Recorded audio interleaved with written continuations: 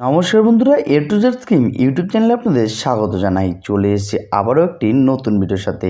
আজকের ভিডিওতে আমরা আলোচনা করব ট্রেনের ভাড়া বাড়ানোর ঘোষণা রেলের। জানুন নতুন রেট জানাচ্ছে রেল। নতুন বছর শুরু হওয়ার আগেই রেল যাত্রীদের বড়সড় ঝটকা দিল ভারতীয় রেল। এবার থেকে ট্রেনে ভ্রমণ করা আরও মহার্ঘ হতে চলেছে। এর কারণ ভারতীয় রেলের তরফে টিকিটের ভাড়া এক ধাক্কায় বেশ খানিকটা বাড়ানো হয়েছে। শুনে চমকে গেলেন তো? কিন্তু এটাই সত্যি। আগামী ২৬ ডিসেম্বর ২০২৫ থেকেই লাগু হবে নতুন ভাড়া। এখন নিশ্চয়ই ভাবছেন যে রেল কত টাকা ভাড়া বাড়িয়েছে। তাহলে বিশদে জানতে চোখ রাখুন আজকের এই ভিডিওটির উপর। ট্রেনের ভাড়া বাড়ানোর ঘোষণা করল রেল। ভারতীয় রেলওয়ে মেইল এবং এক্সপ্রেস টিকিটের দাম বৃদ্ধির ঘোষণা করেছে। বিশেষ করে ট্রেনে দীর্ঘ দূরত্ব ভ্রমণকারী যাত্রীদের এখন তাদের ভ্রমণ খরচের জন্য আরও বেশি টাকা খরচ করতে হবে।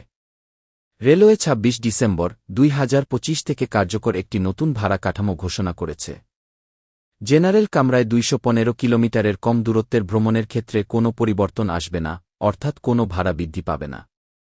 তবে ২১৫ কিলোমিটারের বেশি দূরত্বের ভ্রমণের ক্ষেত্রে সাধারণ শ্রেণীতে প্রতি কিলোমিটারে ১ পয়সা এবং মেইল এক্সপ্রেস নন এসি এবং এসি শ্রেণীতে প্রতি কিলোমিটারে ২ পয়সা ভাড়া বৃদ্ধি পাবে।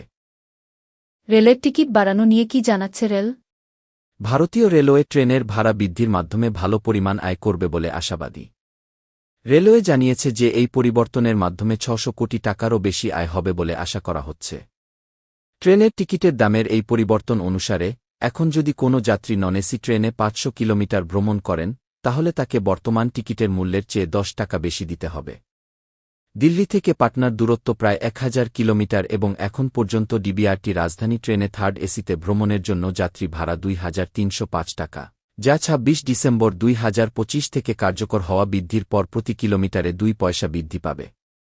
এর অর্থ হল এই নতুন বৃদ্ধির পর যাত্রী ট্রেনের টিকিট সরাসরি ২০ টাকা বৃদ্ধি পাবে এবং দিল্লি পাটনা ট্রেনের টিকিটের দাম ২২১৫ টাকা হবে। দিল্লি থেকে মুম্বাই ভ্রমণের কত খরচ হবে?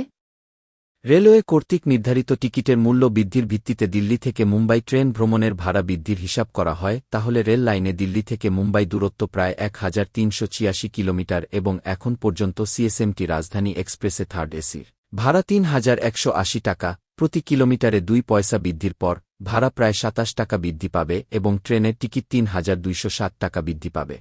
উল্লেখ্য, এর আগে চলতি বছরের ১ জুলাই ট্রেনের ভাড়া বৃদ্ধি করা হয়েছিল।